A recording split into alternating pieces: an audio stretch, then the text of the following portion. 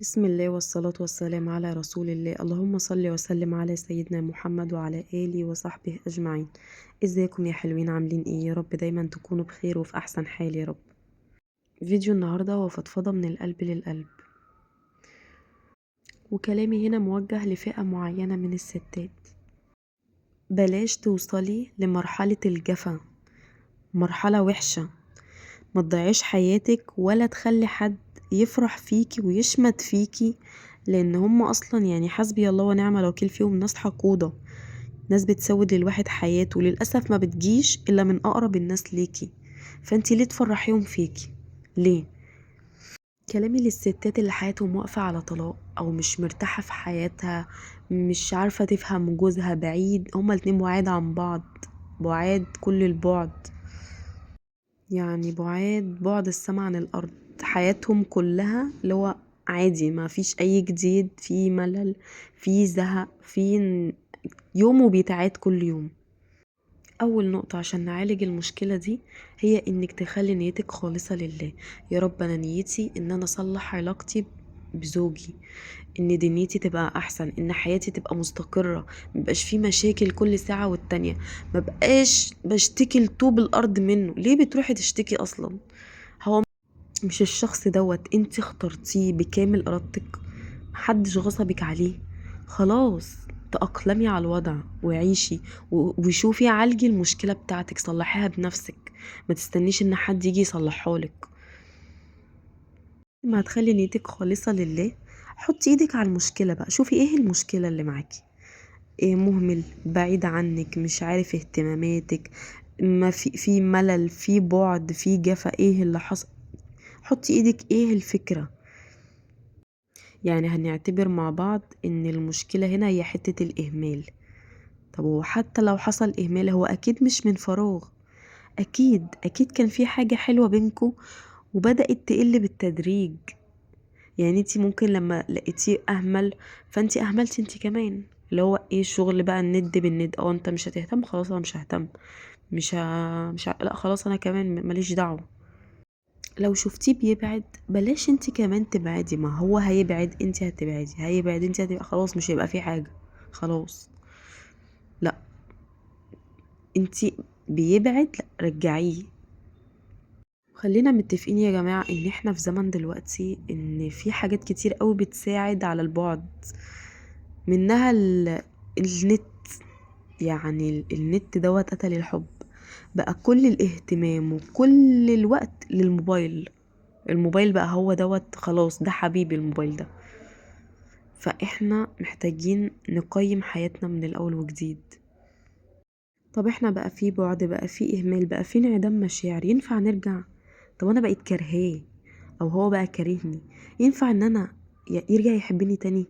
ينفع ان انا احبه تاني؟ انا كرهته، ينفع؟ اه ينفع.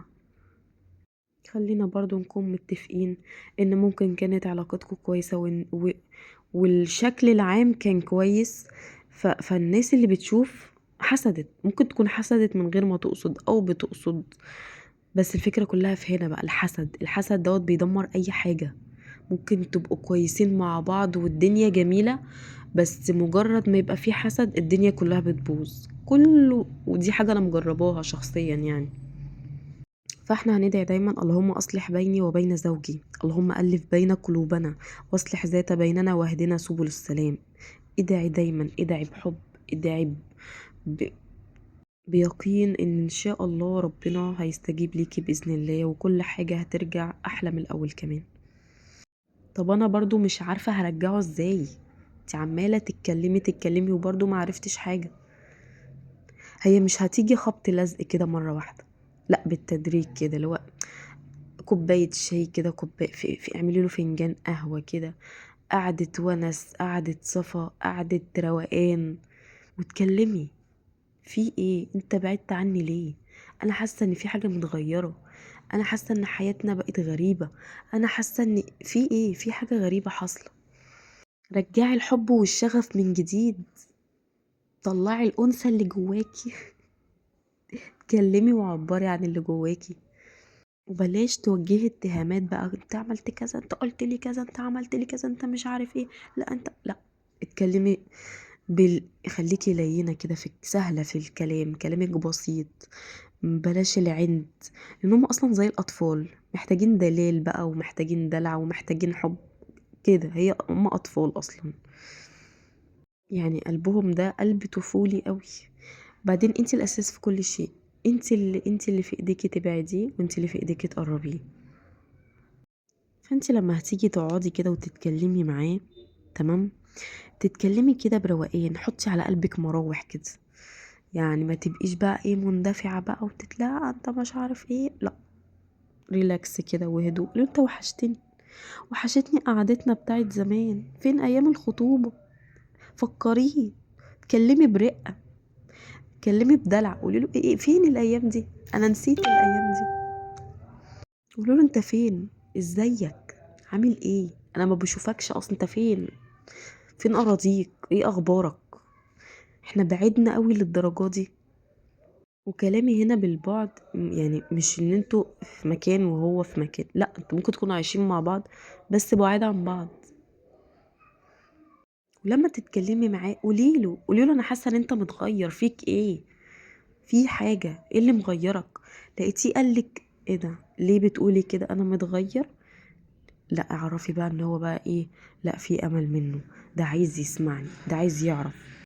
لا، ده احنا نجيب كرسي ونقعد بقى، ونتكلم ونبوح باللي جوانا. وانا كلامي هنا موجه للستات اللي قافله على بيتها، الستات اللي مش بتقعد تلك مع اي واحده تشوفها في الشارع، جارتها تحكي لها ده جوزي عمل، ده ما جابليش، ده ما عمل ده مش ده، لا ده قال لي كذا، ده مش عارف ايه، لا ده مش عارف. في اخته مثلا تروح تحكي لها ده اخوكي عمل، ده اخوك شافت مامته، ده ما ده مش عارف ايه، ده ما اكلنيش، ده ما شرب، ده ما اعرفش ايه ده، من غير ما تراعي ظروفه، من غير ما تشوف هو في ايه، دنيته ماشية ازاي، من غير لا. يا جماعة حرفيا والله في ستات كده، وانا اعرفها شخصيا، لو شافت واحدة معدية في الشارع تروح تحكي قصة حياتها كلها، من اول ما اتولدت لغاية ما حياتها دلوقتي عاملة ازاي، ما عندهاش فكرة الاسرار ديت، مش في قاموسها اصلا. فاحنا نقفل على بيتنا، ونقفل علينا بابنا، ونستهدى بالله كده، ونصلي على النبي عليه افضل الصلاة والسلام، وما ندخلش الشيطان تاني ما بيننا. يمكن يكون في واحدة دلوقتي حياتها واقفة على طلاق او في مشاكل وتسمع الفيديو دوت، ويكون رسالة ليها، اللي هو لا، استني، استني وكملي، حاولي تاني، لسه في امل ان شاء الله، ربنا يهدي حالنا كلنا يا رب، ويسعد قلوبنا كلنا يا رب. يا رب الفيديو يكون عجبكم، متنسوش اللايك والاشتراك في القناة، واشوفكم على خير في حفظ الله.